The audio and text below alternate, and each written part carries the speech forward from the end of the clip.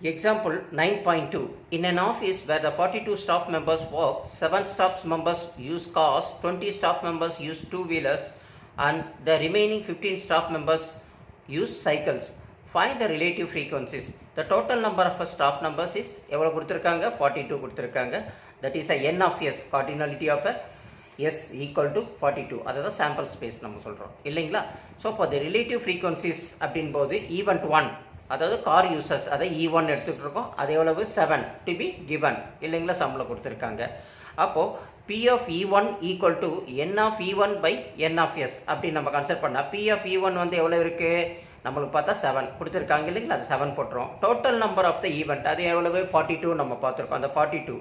அப்போ 1 7s are 7, 6 7s are 42, அப்போ 1/6 அப்படின்னு நம்ம எழுதிடுறோம். அதாவது P of E1 equal to 1/6. P of E1 2 அது என்னது, டூ வீலர்ஸ் யூசர்ஸ், அதான் E2ன்ற ஈவெண்ட்டு, அது எவ்வளவு 20 இல்லைங்களா, that is also to be given இல்லைங்களா. அப்போ P of E2 equal to N of E2 by N of S. அப்போது N of cardinality of E2 வந்து எவ்வளோ கொடுத்துருக்காங்க 20 இல்லைங்களா, அந்த 20 எழுதிட்டோம். N of S ஆல்ரெடி நம்மளுக்கு தெரியும் 42 டோட்டல். அப்போது இது சிம்பிளிஃபை பண்ணும்போது நம்மளுக்கு அது 10/21 அப்படின்னு கிடைக்கிது. அதுதான் P of E2, அதாவது டூ வீலர்ஸ் யூசர்ஸ் வந்து எவ்வளவு 10/21 அப்படின்னு நம்ம போட்டுக்கிறோம். அடுத்தது P of நம்மளுக்கு என்னது ஈவன் 3 பார்க்க போகிறோம். த சைக்கிள் யூசர்ஸ் அதுதான் E3 அப்படின்னு நம்ம சொல்கிறோம். ஈவன் 3 த 15 அதுவும் கொடுத்துருக்காங்க.